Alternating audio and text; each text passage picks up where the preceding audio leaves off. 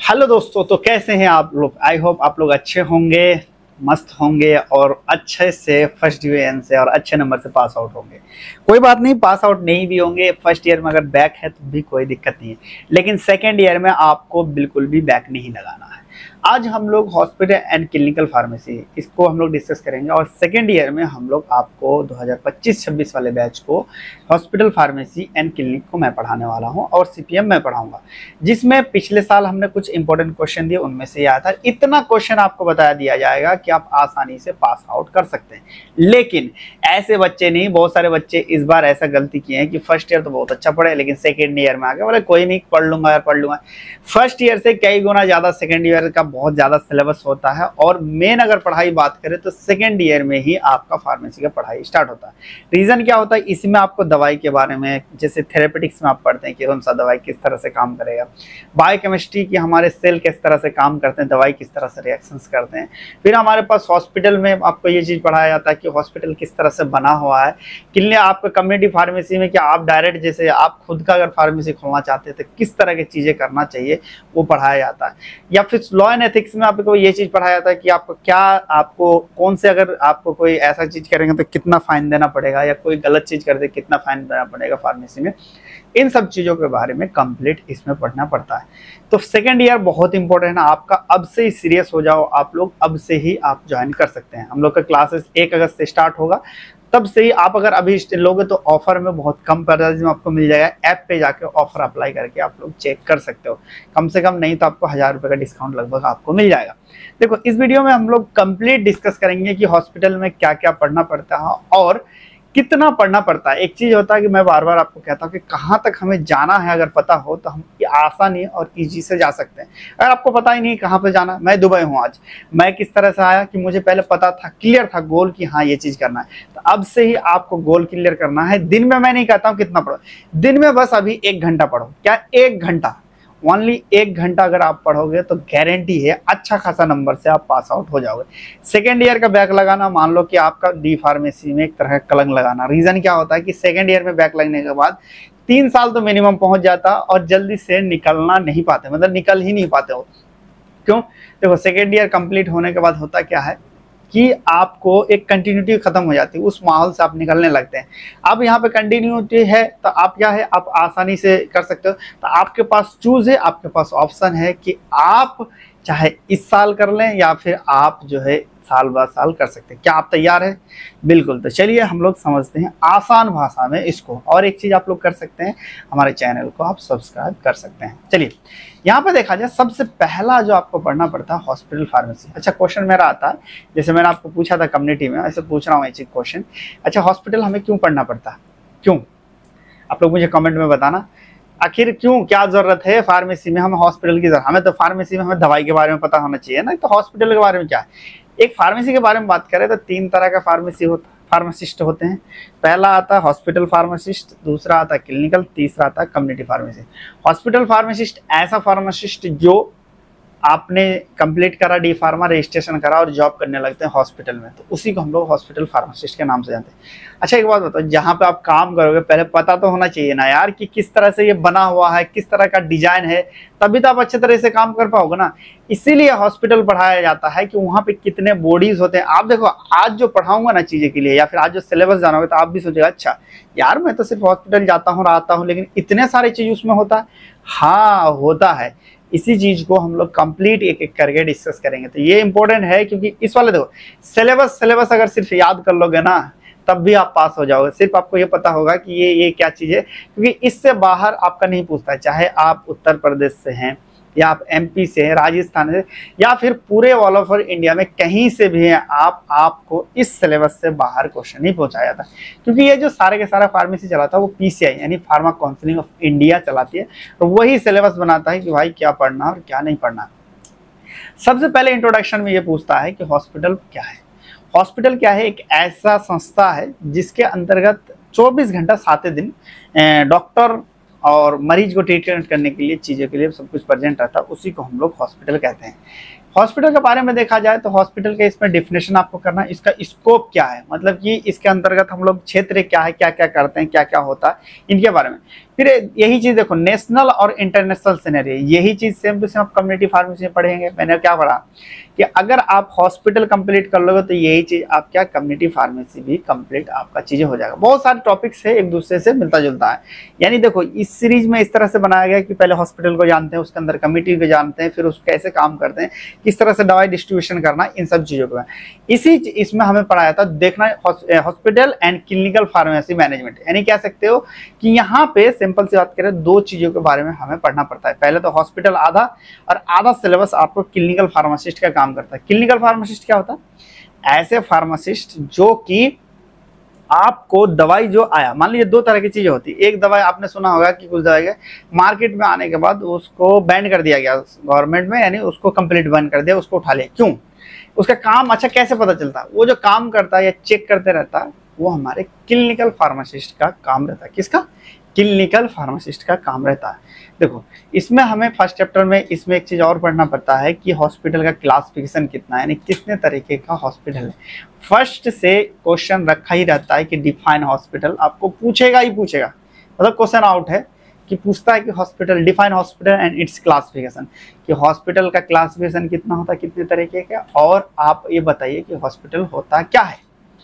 तो आपको नेक्स्ट हम लोग ये चीज पढ़ते हैं इसमें कि प्रोफेशनल रिस्पॉन्सिबिलिटी क्या होता है, कि आप हॉस्पिटल फार्मासिस्ट में प्रोफेशनल रिस्पॉन्सिबिलिटी। देखो कम्युनिटी फार्मेसी में यही चीज को बताया जाता है कि कम्युनिटी फार्मासिस्ट का रिस्पॉन्सिबिलिटी क्या है।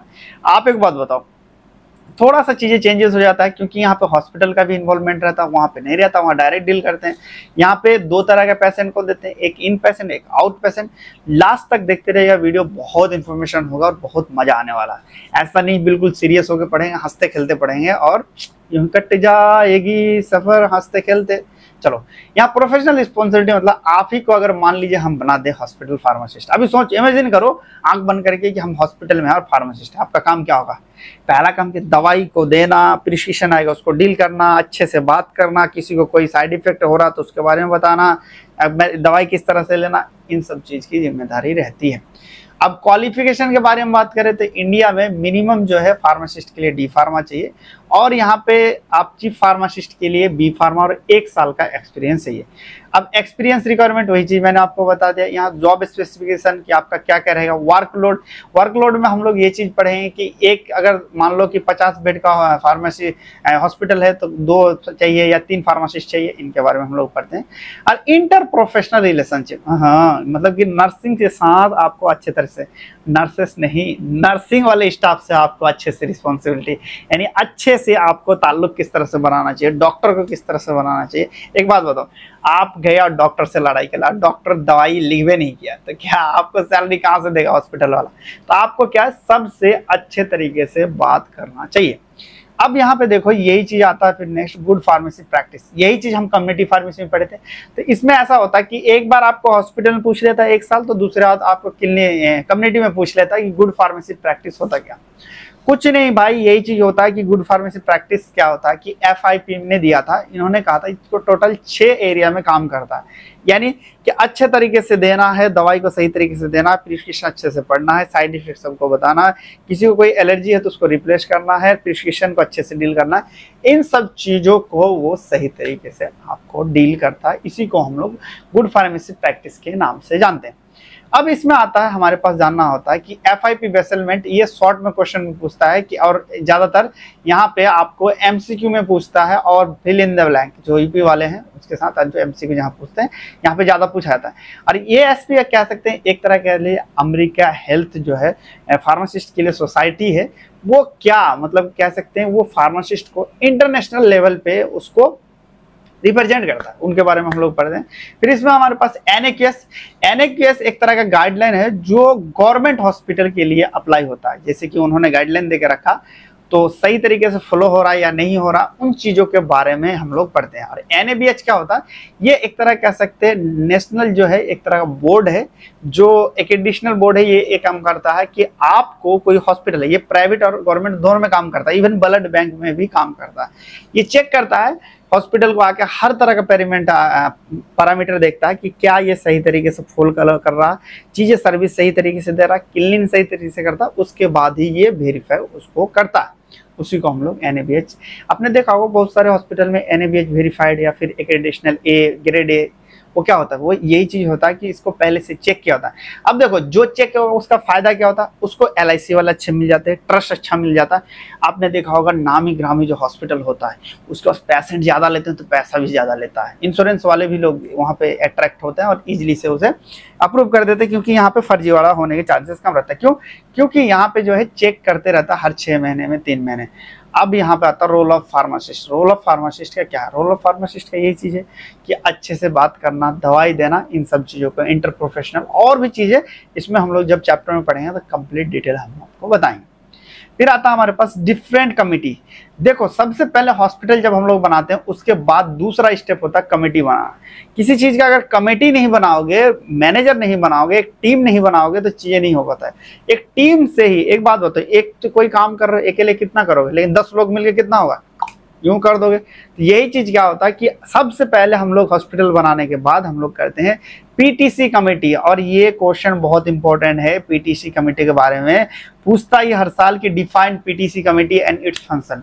मतलब PTC कमेटी होता क्या है, मतलब एक थेरेपेटिक कमेटी होता है, pharmacy and therapeutic committee. Mainly ये चीज क्या करते हैं, इसका ऑब्जेक्टिव यही चीज होता है कि कौन सा दवाई इसमें आएगा, कौन सा दवाई यहाँ से चलेगा, और 10 कंपनी अगर मान लो अलग अलग कंपनी है तो कौन से कंपनी से दवाई खरीदेंगे और किस तरह का दवाई यहाँ देंगे, इसका काम यही चीज रहता है। और पूरा इसमें डॉक्टर होता है, फार्मासिस्ट होता है, एडमिनिस्ट्रेशन रहता है, मतलब सारे के सारे यहाँ पे आपको बनाया जाता है।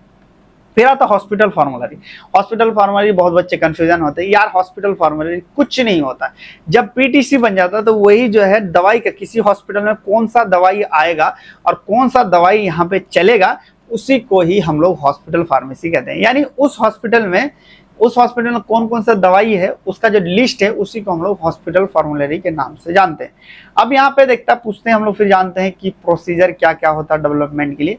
तो प्रोसीजर यही होता है कि पहले हम लोग PTC गहन करते हैं, उसके बाद ही फिर हम लोग इसको डेवलपमेंट करते हैं। अब यूज क्या होता है हॉस्पिटल फॉर्मूलरी में, इसका हॉस्पिटल फॉर्मूलरी का यूज ये बेनिफिट होता है कि किस तरह से हम लोग पेशेंट को दिया जाएगा, कौन कौन से दवाई टाइम टू टाइम अपलोड किया जाएगा, अप टू डेट करते हैं, इन सब चीज़ों का बेनिफिट हम लोग को होता है। बिल्कुल इजी तरीके से हम लोग आपको याद करवा देंगे और लास्ट में तो ऐसा हो जाएगा बिल्कुल चुटकी में। ज़्यादा नहीं, दिन में आपको बस 1 घंटा ही पढ़ना है। अब फिर हमें आता है इन्फेक्शन कंट्रोल कमेटी। ये हमारे शॉर्ट में पूछता है। देखो इन्फेक्शन कंट्रोल कमेटी आपने देखा होगा कि जब हॉस्पिटल में, अच्छा हॉस्पिटल में देखता हूँ या गवर्नमेंट हॉस्पिटल, कुछ हो या ना हो, पोछा जरूर टाइम टू टाइम लगते रहता है। देखे नहीं देखे, आपने देखा है नहीं देखा है, कमेंट में बताओ मुझे। जरूर देखा होगा यार। वो क्या करता है कि एक दूसरे से इन्फेक्शन ना पहुंचे। जब इंसान बीमार होता है तो उसका डिफेंसिंग सिस्टम, जिसको हम लोग इम्यून सिस्टम कहते हैं, वो कमजोर होता है, जिसके वजह से आसानी से बीमार पड़ जाते हैं। तो उस चीज को कोशिश करता है कि एक दूसरे से बीमारी, 10 लोग आते हैं, 10 तरह का बीमारी होता है और पहले से वो बीमारी एक दूसरे में चीजें फैलने की चांसेस बढ़ जाती है, जिसके वजह से हम लोग जो इन्फेक्शन फैलता है हॉस्पिटल में एक दूसरे से, उसको हम लोग नॉस्कोमियल इन्फेक्शन के नाम से जानते हैं। इसको रोकते हैं, इसी के बारे में हम लोग इसमें पढ़ते हैं। इसका रोल क्या है फार्मासिस्ट में, देखो ये फार्मासिस्ट में ये भी पूछता है कि इसका रोल क्या है एंटी माइक्रोबियल रेसिस्टेंस। देखो एंटी माइक्रोबियल रेसिस्टेंस ऐसा होता है कि मान लो एक एग्जाम्पल, किसी बच्चे को 2 थप्पड़ डेली मारो, मारते मारते अगर तुमने 2 महीने तक मार दिया, क्या उसमें कोई फर्क पड़ेगा? उसमें उस आदत बन जाएगा, कोई बात ना, 2 ही थप्पड़ मारो। सेम टू सेम ऐसा ही होता है कि आप अगर हायर डोज बॉडी में दे दोगे, हायर डोज में एक टाइम आएगा बॉडी हमारा रिस्पॉन्स नहीं करेगी, जिस बीमारी के लिए हम लोग एंटीबायोटिक देते हैं वो फिर काम नहीं करेगा।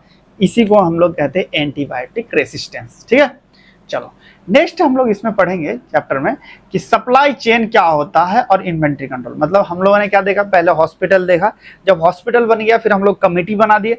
कमेटी जब हम लोग बना देते हैं उसके बाद आप दवाई कैसे लाना है, जब हम लोग डिसाइड कर लिए कि हाँ ये चीज़ यहाँ से होगा, लेकिन अब लाएंगे किस तरह से, उनको आता है हमारे सप्लाई चेन। और इन्वेंट्री कंट्रोल का मतलब होता है कि कितना दवाई हम लोग रखेंगे, एक्स्ट्रा नहीं रखेंगे। एक्स्ट्रा अगर रखेंगे तो बताओ, एक तो हमारे पास पैसे का वेस्ट होता है और क्या होगा, पैसे की तो वेस्ट हो रहा, या फिर ऐसे मान लो कि फीवर की ज़्यादा चल रहा है, हम लोग खांसी का दवा लेकर आ जा रहे हैं, क्या होगा, वेस्ट ऑफ मनी यानी कह सकते हो। तो इन्वेंट्री कंट्रोल में हम लोग ये एनालिसिस करते हैं टीम के साथ, जो हमारे पास अलग अलग टीम बन गया, कि किस तरह से दवाई लाएंगे, कितना दवा लाएंगे, कहाँ से लाएंगे, ये पूरा सप्लाई चेन के अंतर्गत और इन्वेंट्री कंट्रोल में पढ़ते हैं। अब देखो सप्लाई चेन एक कॉम्प्लेक्स होता है। मान लो आप दिल्ली में हो और कहाँ से ज्यादातर दवाई देखा जाए तो पहाड़ी इलाके में बनाते हैं। अच्छा एक बात क्वेश्चन मुझे बताना, जितने भी फैक्ट्री है मैक्सिमम देखोगे पहाड़ी इलाका ज्यादा प्रीफर करते हैं, क्यों? कमेंट में बताना वाई। देखो अब मान लो हिमाचल प्रदेश में शिमला में आपका क्या बनता है, बड्डी में मान लीजिए दवाई बनता है और आपको दिल्ली लाना है, क्या इजी आ जाता? नहीं ना। पहले रॉ मटेरियल वो कहीं से खरीदता होगा, फिर वहां पे दवाई बनती होगी, फिर वहां से फिर दिल्ली आता होगा। यानी ये कॉम्प्लेक्स सिस्टम है, डायरेक्ट वो भी नहीं आता। पहले आपके पास क्या है, वेयर हाउस में जाता है, डिस्ट्रीब्यूटर के जाता है, होलसेलर के पास जाता है, रिटेलर के पास जाता है, फिर आपके पास फाइनली पेशेंट तक आता है। तो इस वाले इसमें हम लोग कंप्लीट पढ़ते हैं कि किस तरह से सप्लाई पेन चलता है, यानी कि ड्रग लिस्ट किस तरह से बनाते हैं। जो हाई रिस्क ड्रग क्या होता है, हाई रिस्क ड्रग उसे कहते हैं अगर आपने गलत एडमिनिस्ट्रेशन दे दिया, यानी उसे मुंह से लेना था और इंजेक्शन दे दिया तो आप उठेंगे नहीं। राम राम सत्य है सबका यही गत है, ना माने तो मर के देख, जन्नत भी है दोजख भी है, वो वाला हाल हो जाएगा।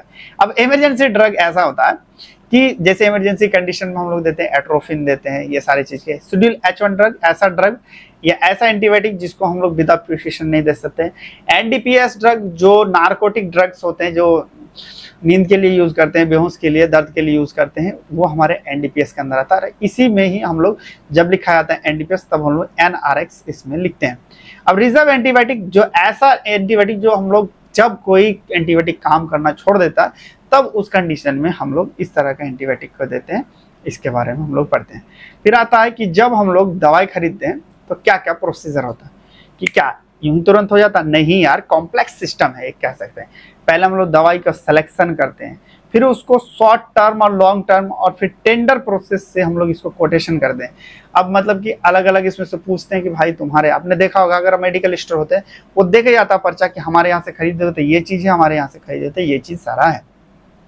अब इन्वेंट्री कंट्रोल टेक्निक जैसे कि economic order quantity, reorder quantity level, inventory turnover, इन सब चीजों में हम लोग क्या करते हैं, ये सारी चीज ये किया जाता है कि आप जो है कौन कौन से टेक्निक यूज करेंगे जिसके कारण आपका स्टॉक ज्यादा से ज्यादा रहे।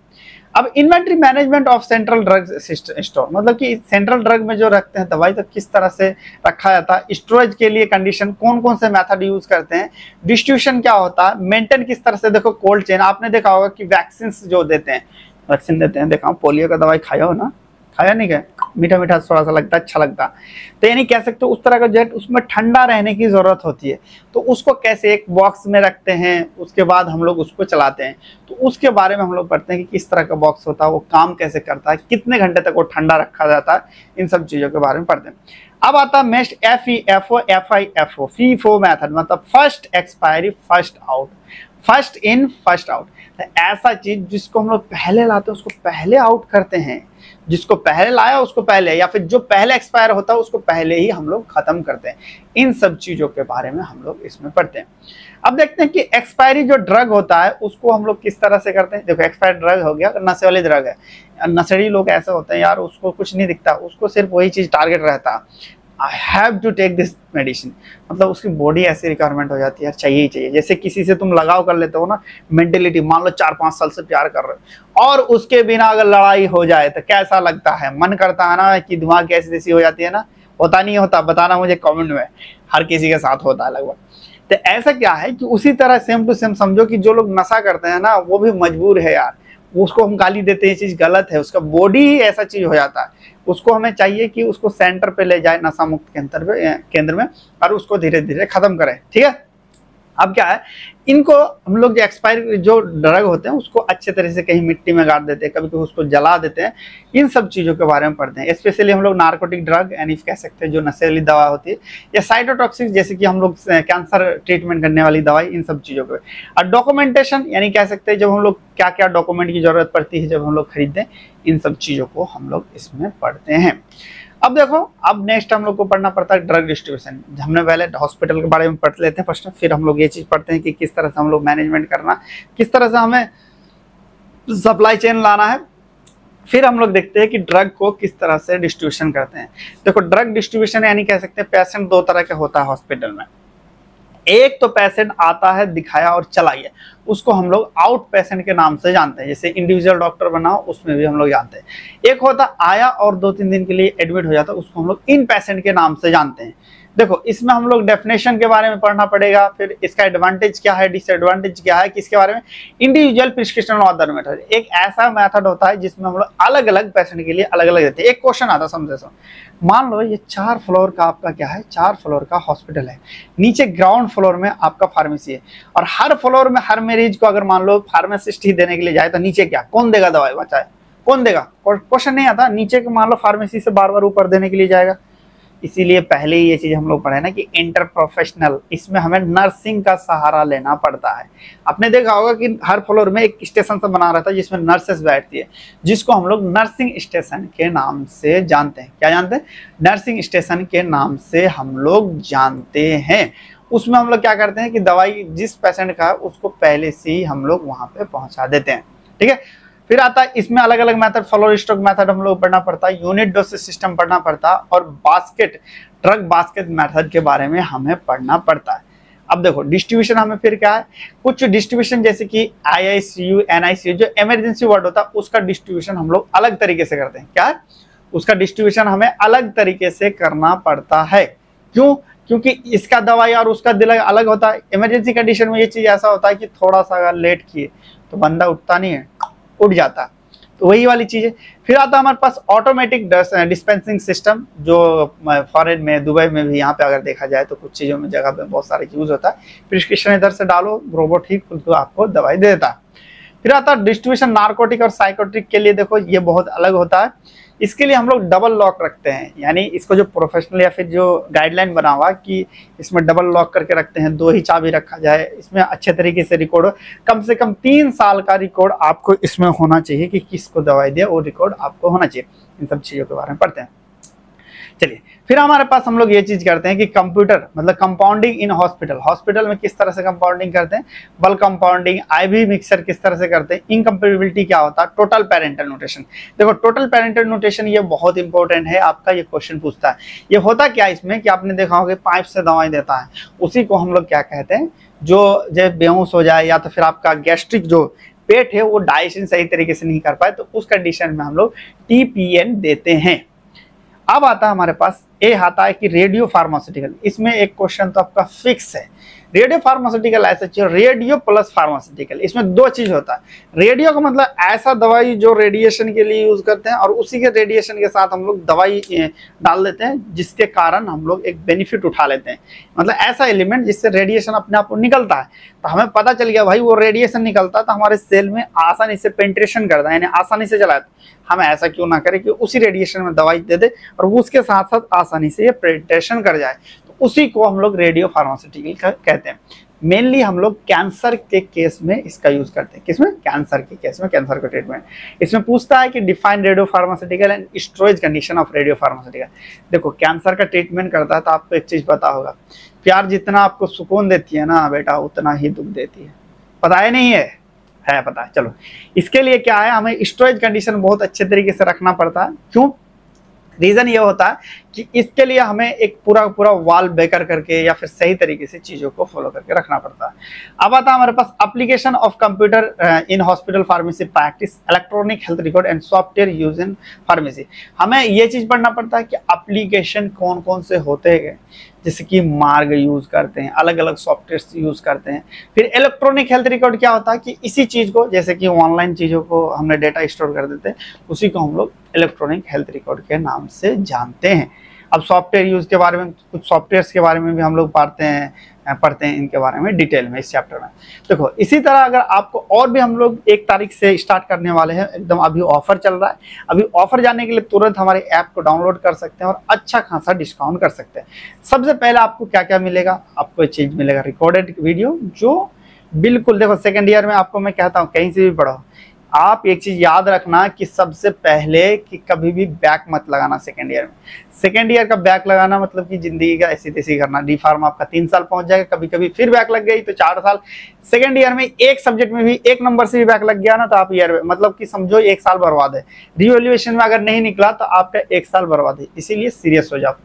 आपको डेली लाइव क्लासेस मिलेगी, पीडीएफ नोट्स मिलेगी, चैप्टर वाइज एक्सरसाइज मिलेगा। चैप्टर वाइज मतलब कि चैप्टर पढ़ाया जाएगा, उसके बाद फिर आपको उससे पॉसिबल क्वेश्चन और एमसीक्यू दिया जाएगा, जिससे बच्चा आसानी से चीजें कर पाएगा। चैप्टर वाइज आपको टेस्ट लिया जाएगा, बायलिंगुअल हिंदी और इंग्लिश पढ़ाया जाएगा, और एग्जिट एग्जाम के बारे में पूरा गाइडेंस किया जाएगा। और साथ में एक चीज बहुत इंपॉर्टेंट चीज है, जो हम लोग क्रैश कोर्स करेंगे ना लॉन्च, जो 1 महीने के लिए, वो बिल्कुल आपको फ्री में मिलेगा। फ्री में ले जाओ, फ्री में, सस्ते कमाल फ्री में, जस्ट लाइक वो होता है ना, वैसे इसको ले सकते हो, फ्री में आपको मिल जाएगा। मतलब आपका क्वेश्चन ये चीज होगा कि जो डी फार्मा से सेकेंड ईयर का फुल कोर्स खरीद लेगा, तो उसको जो फाइनली हम लोग क्रैश कोर्स चलाते हैं वो आपको कंप्लीट फ्री रहेगा। और ये वैलिड के बारे में बात करें तो 1.5 लगभग 1.5 साल तक का आपका वैलिडिटी इसका रहेगा, जिसमें आपको 4 टीचर हम लोग पढ़ाएंगे। सबसे पहले श्वेता मैम आपके लिए जो लॉ को एकदम ऐसे याद करवा देते हैं, क्योंकि ये बोरिंग सब्जेक्ट होता है। अगर देखा जाए लॉ एंड एथिक्स तो इतना बोरिंग होता है, लेकिन मैम इतना इंटरेस्टिंग कर देती है कि समझ ही नहीं सकते हो कि कब आपका स्टार्ट हो कब खत्म। मिथिलेश सर जो हमारे फार्मेसी का, डी फार्मेसी का कह सकते हैं हीरो सर है, आप जानते ही हैं इनको। ये क्या है, आपको अच्छे तरीके से पढ़ाते हैं। आदित्य सर जो आपको बायोकेमिस्ट्री पढ़ाएंगे, यानी केमिस्ट्री का राजा कह सकते हैं। मेरा नाम तो सुना ही होगा आपने, पता है नहीं पता है, कोई बात नहीं, नहीं सुना तो सुन लेना आप। चलिए, इसी तरह आप क्या कर सकते हैं, हमारे साथ जुड़ सकते हैं, ज्वाइन कर सकते हैं। हाँ, बहुत एक चीज याद रखना है आपको कि ऑफर चल रहा है। ऑफर के 1 अगस्त से हम लोग क्लासेस स्टार्ट होगा, लाइव क्लासेस, जिससे डेली आपका लाइव क्लास चले। ज्यादा नहीं कहता हूँ, अभी से ही आपको थोड़ा थोड़ा 1 घंटा करके पढ़ेंगे तो पूरा का पूरा आप लोग कर सकते हैं। काम से आ रहे हैं, रिकॉर्डेड देख लो, कुछ भी आ रहा, डेली 1 घंटा के एक रूटीन बनाओ, क्योंकि इसमें बहुत सारे सब्जेक्ट है और आपको धीरे धीरे करके पढ़ना पड़ता है। चलिए और भी देखते हैं। अब आता है हमारे पास, इसमें अगर देखा जाए तो हॉस्पिटल फार्मेसी एंड क्लिनिकल में 2 इसमें भागा। अब तक हम लोग जो 8 चैप्टर तक पढ़े तो उसमें हमारे पास हॉस्पिटल के बारे में पढ़ाया। अब आता क्लिनिकल के बारे में हम लोग को पढ़ना पड़ता है कि हॉस्पिटल के अंतर्गत जो क्लिनिकल कर दें। क्लिनिकल मतलब कि हम लोग कोई भी दवाई आता तो 4 फेज में मार्केट में आता। First phase, second phase, third phase. Third phase में आने के बाद पूरा मार्केट में दे देता है, लेकिन चौथा फेज कभी कंप्लीट नहीं होता किसी भी दवाई का। उसमें क्या होता है कि मान लो कि चौथा फेज तक कर लिया। चौथा फेज में मेनली ये चीज करते हैं कि 100 लोग, 200 लोग, 500 लोग, 1000 लोग पे हम लोग टेस्ट कर लिए। क्या दुनिया में, या इंडिया के बारे में बात करें, क्या इंडिया में सिर्फ क्या ये 100 लोग या 1000 लोग के जैसा प्रेजेंट है? नहीं, हर किसी का बॉडी अलग अलग रिस्पॉन्स करता है, हर किसी का यूनिक है, हर कोई ना कोई हर चीज से अलग अलग है, यूनिक है। तो इसमें क्या होता है कि हम लोग मेडिसिन, बड़े बड़े हॉस्पिटल में एक फार्मासिस्ट होता है जिसको हम लोग क्लिनिकल फार्मासिस्ट के नाम से जानते हैं। वो मेनली चेक करता है कि जो दवाई कोई व्यक्ति में या फिर उस हॉस्पिटल में चला, सब पेशेंट से इंटरव्यू लेता है और चीज़ों को पूछता है क्या कोई परेशानी हुई या 10 दिन रहे तो क्या आपको दिक्कत हुई। उनको लगता है कि साइड इफेक्ट से ज़्यादा, साइड इफेक्ट हमें क्या होता है कि 3 फेज तक हमें पता चल जाता है, लेकिन उससे भी अलग चीज़ अगर शो कर रहा है या पता चल रही, उस कंडीशन में ये चीज़ होता है कि क्लिनिकल फार्मासिस्ट तुरंत कंप्लेन करता उस कंपनी को कि भाई ये अपना दवाई चेक करवाओ। गवर्नमेंट उसको फिर कंप्लेन जाती है, गवर्नमेंट भी इसको चेक करती है। अगर वो पाया जाता कि ये दवाई जितना आपको सुकून नहीं दे रहा उतना ज़्यादा दर्द दे रहा, यानी वो प्यार जो आपको सुकून कम और दर्द ज़्यादा दे रहा है, तो उसको छोड़ देने में ही बेहतर है दोस्त। वैसे ही क्या करता है कि मेडिसिन में अगर जो फायदा कम और नुकसान ज़्यादा दे रहा, उस कंडीशन में उस मेडिसिन को विड्रॉल कर दिया जाता है। ठीक है, इसमें हम लोग को क्या करना पड़ता है कि क्लिनिकल फार्मेसी में मेनली इसका डेफिनेशन, इसका स्कोप क्या है, डेवलपमेंट क्या क्या हुआ, इंडिया में कैसा हुआ। इंडिया में बहुत लेट से आया, अदर कंट्री में बहुत फास्ट है। थैलाडोमाइड एक दवाई है जो ऐसा दवाई था कि पूरा नस्ल ही बर्बाद कर दिया था। वो फीमेल में जो मॉर्निंग पेन होता है ना, सुबह सुबह जब प्रेग्नेंट लेडी होता है उसमें पेट में दर्द करता है, तो थैलाडोमाइड क्या करता था, उसे देने पे उसको पेन रिलीफ करता था, लेकिन बच्चे का ना मल फॉर्मेशन करता था, हाथ टेढ़ा, कान टेढ़ा, नाक टेढ़ा, ऐसा बच्चा होना स्टार्ट हो जाता था। ठीक है, तो तब पता चला कि नहीं, ये जो दवाई है ना, ये दवाई आपको नुकसान भी कर सकती है। इसमें हमारे पास टेक्निकल डेफिनेशन पढ़ना है, कॉमन टर्मिनोलॉजी पढ़ना है, और इसमें जैसे कि पीडियाट्रिक के लिए, गैस्ट्रिक के लिए, ये सब चीज़ों के लिए हमें पढ़ना पड़ता है। देखो, कॉमन टर्मिनोलॉजी ऐसा होता है कि हम लोग मेडिकल टर्म यूज करते हैं ताकि आसानी से मेडिकल वर्ड वाला समझ जाए और डेटा कम लगे। अब फिर यहाँ पे हमें ये चीज पढ़ना पड़ेगा कि डेली एक्टिविटी क्या है, मतलब क्लिनिकल फार्मासिस्ट है तो उसको डेली क्या करना पड़ेगा, उसका डेफिनेशन क्या है, उसका गोल क्या है, प्रोसीजर क्या है। देखो उसका सबसे पहले क्या होता है, वार्ड पार्टिसिपेशन करता। मान लो आप क्लिनिकल फार्मासिस्ट में आप हो गए, क्लिनिकल फार्मासिस्ट में एक डॉक्टर से भी ज्यादा नॉलेज होता है दवाई के बारे में। रीजन क्या होता है ना कि ये एक्टिव रहता है और न्यू दवाई कौन कौन सा आया है डॉक्टर से ज्यादा पता होता है। क्यों? क्योंकि पूरा का पूरा लिस्ट सबसे पहले क्लिनिकल फार्मासिस्ट के पास जाता है कि भाई ये दवाई आया, ये ऐसा ऐसा है, ये पूरा पूरा उसका डिटेल में रहता है।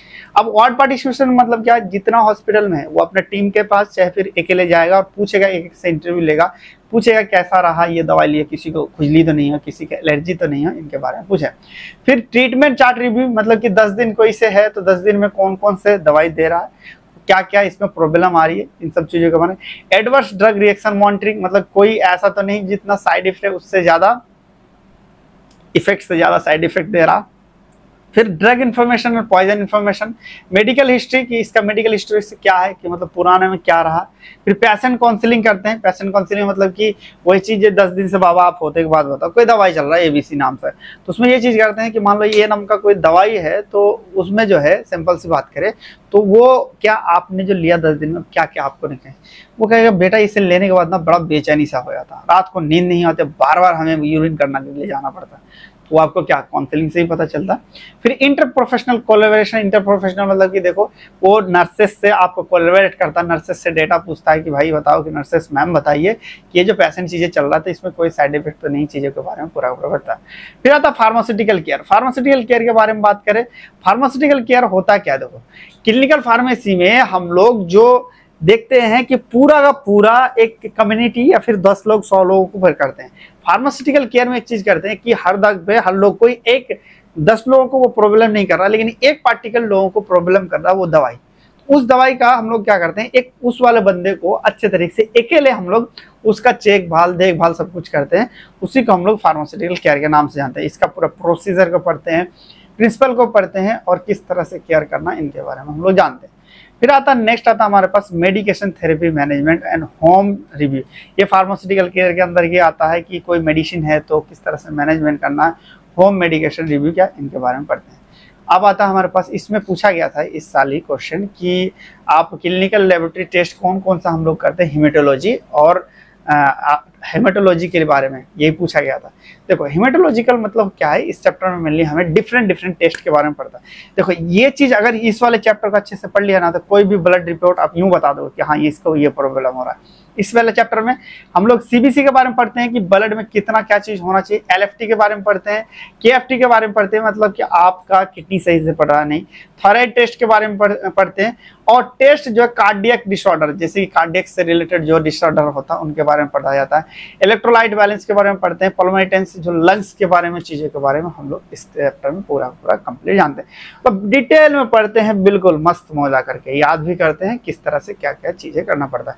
देखो इतना पढ़ाया जाएगा, आसानी से आप लोग रिपोर्ट देख सकते हो। फिर आता है, इसमें पूछता है क्वेश्चन मेनली पूछाया था कि what is defined poison and antidote. Poison का मतलब वो चीज होता है कि छोटी सी भी चीज लेके हमारे सेल को, एक छोटा सा केमिकल जो हमारी बॉडी के सेल फंक्शन को अल्टर कर दे यानी फिर खराब कर दे, उसी को हम लोग पॉइजन के नाम से जानते हैं। इसमें अलग अलग पॉइजन होता है, उनके बारे में पढ़ना पड़ता है। क्लिनिकल मैनिफेस्टेशन मतलब कि कौन सा पॉइजन में कौन सा एंटीडोट लेना है, क्या क्या प्रॉब्लम आपको सॉल्व हो रहा है, इनके बारे में हम लोग देखते हैं। फिर drug poison and information centre and their service. मतलब ड्रग पॉइजन इंफॉर्मेशन सर्विस ये चीज होता है कि कोई देखे होंगे कि आपने बड़े बड़े शहर में ऐसा होता है कि पॉइजन सेंटर्स बनाया जाता है, इसलिए ताकि अवेयरनेस फैलाया जाए, सही तरीके से चीजें कराया जाए। ठीक है, उसमें रिक्वायरमेंट क्या होती है, एक्सप्लेनेशन क्या होना चाहिए, एडवांस डिसएडवांटेज, इन सब चीजों के बारे में हम लोग जानते हैं। फिर आता फार्माकोविजिलेंस। फार्माकोविजिलेंस ऐसा डिपार्टमेंट होता कि उस डिपार्टमेंट में ही कोई भी दवाई है, हर डिपार्टमेंट का मतलब हर दवाई का एक फार्माकोविजिलेंस डिपार्टमेंट होता ही होता है। फार्माकोविजिलेंस का यही काम होता है कि वहां से जो डेटा आया वो सही तरीके से हमारे बॉडी पास आया तो उसको वेरीफाई करना। मान लो कि ए नाम का दवाई हमने लॉन्च कर दिया, जैसे कि मैंने अपना प्रोडक्ट एक लॉन्च करके रखा काइट जॉइंट्स करके, इसमें क्या है, ये तरह कह सकते हो कि ये भी हमारे पास फार्माकोविजिलेंस में चलता है कि अगर कोई भी प्रॉब्लम होगा तो इस वाले कंपनी का, तो अगर कोई कंप्लेन किया कि भाई ये जॉइंट स्पेन सही तरीके से काम नहीं कर रहा, ये हमारे पास नुकसान ज्यादा दे रही, तो फार्माकोविजिलेंस डिपार्टमेंट का ही काम होता है कि उसको वेरीफाई करना। अगर पाया जाता है कि ये नहीं काम कर रही तो उसको उड़ा देना। ठीक है, इसी को हम लोग इसमें पूरा पूरा डिटेल में पढ़ते हैं। फिर आता मेडिकेशन एरर। आपने मेडिकेशन एडरेंस पढ़ा होगा, आपने आपको बताया था कम्युनिटी फार्मेसी का सिलेबस, तो सेम टू सेम इसका उल्टा है। मेडिकेशन एरर हम लोग उससे कहते हैं आपको डॉक्टर ने दवाई दिया और उसको सही तरीके से आप फॉलो नहीं कर पा रहे हैं या फॉलो नहीं कर रहे हैं, उसी को हम लोग मेडिकेशन एरर के नाम से जानते हैं। अब इसका कौन कौन से टाइप्स हो सकता है, एज के हो सकता है, ट्रेवलिंग की वजह से बोल सकते हैं, इन सब चीज़ों में पढ़ते हैं। और इसको हटाने के लिए एक लासा ड्रग टेक्निक हम लोग यूज़ करते हैं, टेलरमैन टेक्निक यूज़ करते हैं, जिससे एक चीज़ कम हो कि आप सही तरीके से दवाई ले पाएँ। लास्ट हमें पूछना पड़ता है कि ड्रग इंटरेक्शन। ड्रग इंटरेक्शन का मतलब कह लीजिए बहुत सारे ऐसे ड्रग में ये चीज़ रहता है कि इसको अल्कोहल के साथ नहीं लेना है, इसके बाद दूध नहीं पीना चाहिए, ये सारी चीज़ें, तो उन सब चीज़ को ही हम लोग ड्रग इंटरेक्शन के नाम से। ड्रग इंटरेक्शन को ही अच्छे तरीके से आपको पढ़ाया जाता है कोलोजी में पूरा का पूरा, जिसको हम लोग कॉन्ट्रा इंडिकेशन के नाम से वहाँ पे जानते हैं। तो ये पूरा का पूरा सिलेबस है, आपको पूरा का पूरा यहाँ तक ही पढ़ना है। यहाँ तक सिर्फ सिलेबस याद हो गया ना तो आप पास हो जाओगे।